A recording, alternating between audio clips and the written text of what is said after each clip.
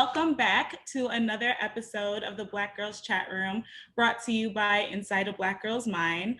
I am BB, and today I am joined by Shelly and Eunice. Today we're going to be talking about colorism. I'm not sure if you guys have seen the Dani Leigh debacle, but that's kind of brought up some emotions and some feelings for some people.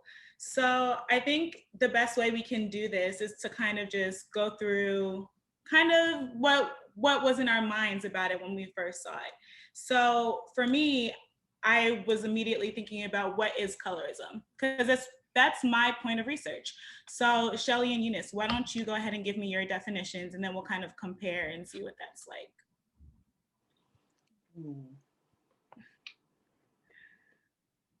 So I know that it means like preferential treatment for people of lighter.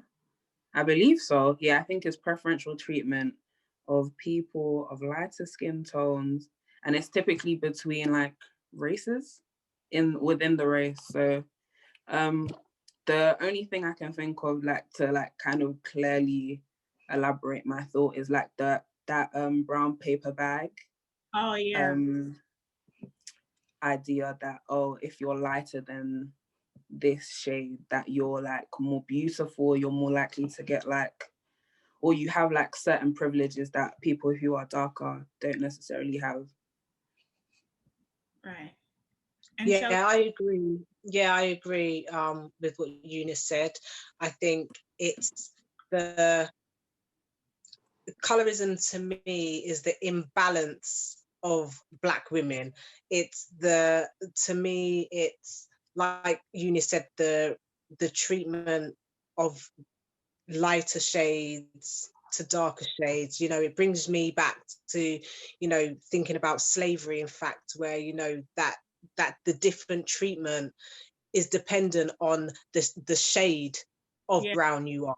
You know, lighter in the house, you know, you're allowed to work in the house, the darker skin out in the field, in the sun. Do you know what I mean? So, and that's what I see as colorism. Yeah, and when we look at like the textbook definition of colorism, that's exactly what it is. It's prejudice or discrimination based on your skin complexion within a certain ethnicity or racial group. And I don't know about you guys, but I have never personally experienced colorism. So have either of you experienced colorism? Or I remember when we had a conversation and we were saying, you know, we can talk about our experiences, and, you know, believe it or not, I actually haven't experienced, to my knowledge, you know, that I've had any special treatment because of the complexion I'm in. I've never, you know, got jobs based on I'm lighter than the woman next to me because she's dark. I've never experienced it. Do you know what I mean? The only thing I can say I have experienced, and that is racism, but as a Black woman, not because of the color of the complexion that I am. Right. And what about you, Eunice? No, not really. Not to my knowledge have I experienced colorism. I think it's more so like childish, like primary school stuff of, oh, like the light goes off and then everyone's kind of like, oh my gosh, like where's this person kind of thing. But like I haven't experienced it of recent. It's almost like just racism though, isn't it? It's like, oh, why, like for me, I got that, oh my God, why is your lip so big? Why is your nose so big? Do you know what I mean? Oh, wow. I think for me, because I went to a school that was like predominantly Black, it was more so within us of, oh, like certain people who are darker would know that like when lights go out for maybe you watching a movie or something, you're kind of like on edge. You're like, oh my gosh, what are they going to say now? That kind of banter that you almost have amongst each other, but even so, it's still, you know. Yeah, you think back to it and you're like, I didn't really feel comfortable then, and that wasn't really like the funniest thing ever. Yeah, it's like growing up, for some reason my lips don't even look that big now, maybe because my face is like, you know, grown. Yeah. by rubber lips. That's all I used to hear. Do you know what I mean? Don't get me wrong. Now people are filling their lips to have lips like this. But you laugh it off, but it does affect you. You start, trying to suck in your lips, and do you know what I mean? Yeah. But like I said, back to the topic, I've never experienced anything because of the shade of my skin. And I think the important thing that you said, Shelley, though, was that you haven't experienced anything to your knowledge. Because and we can start talking about Dani Leigh and that whole situation, but in her case, in her apology or reason why she did what she did, she said that she never gained anything for having a lighter complexion. And I think that I know there's literally studies that prove that people with lighter complexions, especially Black people of lighter complexions, they tend to have more privilege. And when I say that, I think back to studies that involve, like, with the criminal justice system. There was a study done where light-skinned Black women got 12% less prison or jail time than darker-skinned Black women. So it may not be to your knowledge. And I think that's a very important part to point out. But I mentioned Dani Leigh real quick. I'm gonna go real quickly back to experiences because even though I've never personally experienced colorism, I know people in my circle who have. And it's always been darker skinned Black women who I know who have experienced it. And I think that's another point to make, is that unfortunately, that is what this ism is. It's something that affects darker skinned people negatively than more so than it does lighter skinned Black people. And not to like offend anyone, but I would even go as far as to say as light skinned Black people aren't affected negatively at all by colorism.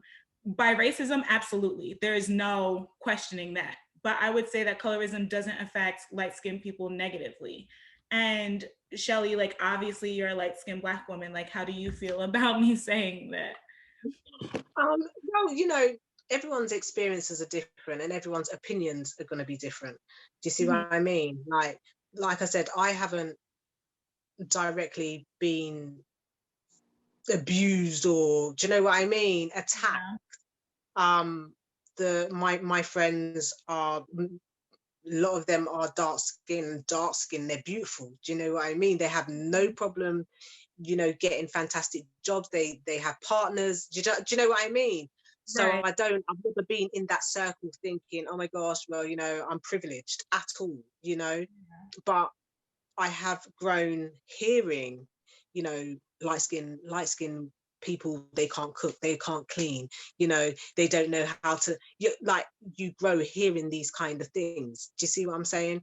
Yeah. And like I said, it wasn't a personal thing against me, but then it does stick in your mind, like, oh wow, this is another Black woman, because that's all I see. I see Black women. Do you see what I mean? So it's like when there's a group of women and you pick them out based on their shade. Oh, the light skin girl over there, or do you know the dark, and I'm just like, why do we do that? Why do we do that? You see what I mean? But for me, I think, one, like we discussed, it's 2021. We're in 2021, and like, to still have these conversations, to me, it's like, have we even moved forward? I know a lot of light-skinned women that they don't want to kind of be themselves, if that makes sense. I don't know how to put it. Do you know what I mean? They kind of done this, so no one don't have that thing, oh, she thinks she's too nice. She kind of blends in the background, so no one don't really talk about her. Do you know what I mean? So therefore, it's like, you can't be yourself. But at the same time, we're all Black women. It's so confusing. And I was gonna say that, I was like, I think there's definitely a correlation between colorism and gender. I think for light-skinned Black women, we do see obviously more appreciation, more uplifting, as far as like, this is what desirability looks like for the Black woman. And for Black men, I do believe it's the same, but you also have the negative stereotypes of the light-skinned Black man being, you know, prissy or not being the pretty boy, you know what I'm saying? Yeah. I think though as well, we have done it to ourselves. We have segregated ourselves. And as much as, you know, us as Black people want to move forward, that's why for me, this is my personal opinion, we take 10 steps backwards because of this. Do you know what I mean? Because, you know, the light skin, dark skin war, you might as well say, that's been going on for years and years and years. I feel like, you know, again, I was saying to you during the week, India RE, do you know what? Brown skin, love that song, because to me, she's not just talking about dark skinned women, she's talking about Black women. That's what I am. So I appreciate the song. Have I had it in my mind to be like, what do you mean brown skin? What about caramel? What about, you know, all of these other lighter colors? I don't feel that. But do you not feel that way? Because even though, again, I'm not saying light-skinned people don't face racism, but do you not feel that way because you feel like you're represented enough? Do you feel that way because you can see images of yourself when you turn on the TV screen, whereas like when a darker person turns on the TV, they may see an image of themselves, but it's probably very negative. Like there's like an 85% chance it's going to be a negative representation. So it's almost as if like, it's dope that you appreciate that, but, and that almost brings us to the Dani Leigh conversation already. Is it necessary? Yeah, that's what I was going to go on to. That's what I was going to go on to. Yeah. You know, it's like, I love India Ari anyway. The song, loved it. Yeah. And then you have got this girl that is talking about yellow, but I'm like, why? Yeah. Why? You know what I mean? But then I listened to the song, and for me, there was two bits to it in my mind. It was a bit where I thought she wasn't talking about all light-skinned women. Okay. She was talking her man loving her yellow bone. Do you know what I mean? And that's how I took it when I listened to it about 3 times, and I was like, hold on a minute. I don't think she was talking about men just loving light-skinned women. The standard. She was talking She was talking about her man. That's her man who loves all of her and her yellow bone. And do you know what I mean? That's how I took it. When I first listened to it, I was like, what is in the world? Do you know what I mean? And I have to listen to it over and over again and kind of dissect it and try and make sense out of why did she make this song? Do you know what I mean? Yeah. And I mean, I have to disagree. When I first heard the song, I was like, this is terrible. Like that's exactly where my mind went first. I'm like, it's not a song that I would, you know, play and dance around to at all. At all. It's not a bop. It's not a vibe. Like I'm not about to play this in my car. Like it's just not. That was my first thought. Then my second thought was like, but why? Like, what was your purpose in doing this? Because even if, because it didn't come to my mind first that she was talking just about herself, but even if your message is different than how I'm taking it, you're perpetuating a notion that's problematic. And that notion affects us in all areas of our life, not just in who's attractive. Yeah, 100%. I agree. And the one thing that what I heard her say when she was doing that apology is, you know, she didn't know anything about colorism, which how could you not? And number 2 is when she did say she's not racist, she has Black friends. And I was like, who and what do you class yourself as? I was a bit confused when I did, because I just didn't get that. So, you know, you clearly don't class yourself as a Black woman, because you didn't say I'm a Black woman, so I'm not colorist and I'm not racist. She said, I am not racist because I have Black friends. Right. So I was a bit confused about that as well, to be fair. Yeah. But in terms of the song, like I said, listen to it, I just thought she was talking about herself. And I know, Eunice, you and I were talking a little bit earlier, and you were saying that you weren't really moved by it. So why don't you give us a little bit Because I thought your perspective was actually really interesting as well. Yeah, like I saw it on the TL, but I was just like, I don't really care for it. I purposefully don't engage in like certain discussions that I think will like change my mood or like impact my mood during the day. So I was just like, nah, like I don't really care for this. Yellow Bone is what he likes, okay. Like, do you know what I mean? But when you did send it into the group chat, I went back and listened to it, and I watched a video by Kim about like what she thought. And obviously I understand how problematic the song is, but I feel like it's just I'm quite conscious of what I take in, especially as like a dark-skinned woman, and like I understand the ways in which certain things can impact me. So I just kind of like, she like someone's at it again, do you know what I mean? But like I'm not gonna let that stop me from whatever. 100%, I agree. And I think this is the problem that I have as well, is so much that we as just Black people alone have to deal with, than to hear that, you know, a young, beautiful Black woman has to kind of, you know, pick what she absorbs so it doesn't mess with her mental. Do you see what I'm saying? And that's coming from Black people. That's coming from other Black women. You know, it's sad.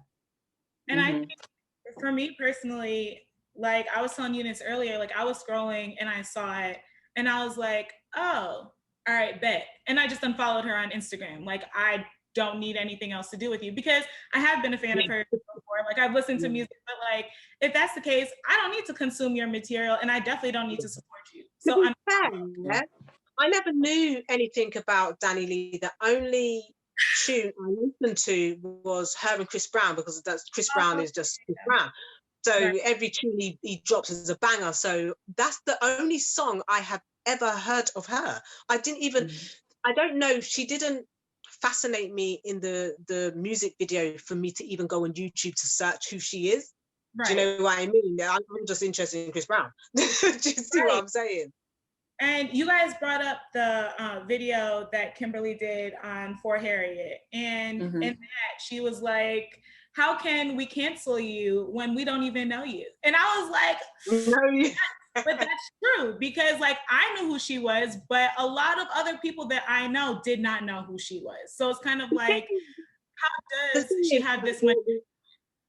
Yeah, the thing is with these artists as well, I find a lot of it is attention seeking. A lot of these things, you say just to get the, she never said, do you know what I mean? To get your little likes up, to get your following up, to people to have her name in their mouth, because I don't believe her apology, I think she knew what she was doing. Writing and releasing a song like that, even though she said she had no clue, it wasn't purposeful, some of it had to be, thought of to be triggering. If that, do you see what I'm saying? Yeah. And I think it was complete BS. Like, let's just call a spade. She's Dominican. And people from Dominican, or who are Dominican, are notoriously colorist and racist. It's just a fact. Like, you could go and look. Sorry, educate me. So Dominican is what is that? The Dominican Republic, which is connected to Haiti, the island of Hispaniola. Are they black? Are they black? You would think so. You would think so. They don't consider themselves black, which is a whole debate. But in 2012, Henry Louis Gates Jr., he had written a book. He wrote a book, and in the book, he put some statistics in there, and he said that 82% of Dominicans identified as in between black and white, because they wanted to be as far away from blackness as possible, but they know that they can't be considered white. So it's like you grew up in a culture that is notorious for hating people of darker complexions, and especially hating black people. We could go back to Dominican history. The thing that's annoying with that, the thing that is aggravating with that, is that if you want to be as far away associated with black people, but you want the culture. Yeah. You still want the culture, because Dani Leigh still in her music videos, the way she sings, the artist that she clearly works with is Black culture. Do you know what I mean? Like, these people embody the culture. So this is what's really annoying. If you want to separate yourself, then separate completely. Do you know what I'm saying? It's too profitable to separate completely. That's why I'm like, you're not dumb. You did this on purpose. Not only did you do it for the shock factor, but you claim you have all these Black friends around you and you have a group of beautiful Black women. Not one of them told you, sis, leave that in your mind. Don't record this. Don't let that leave the studio. Like, you really messed up.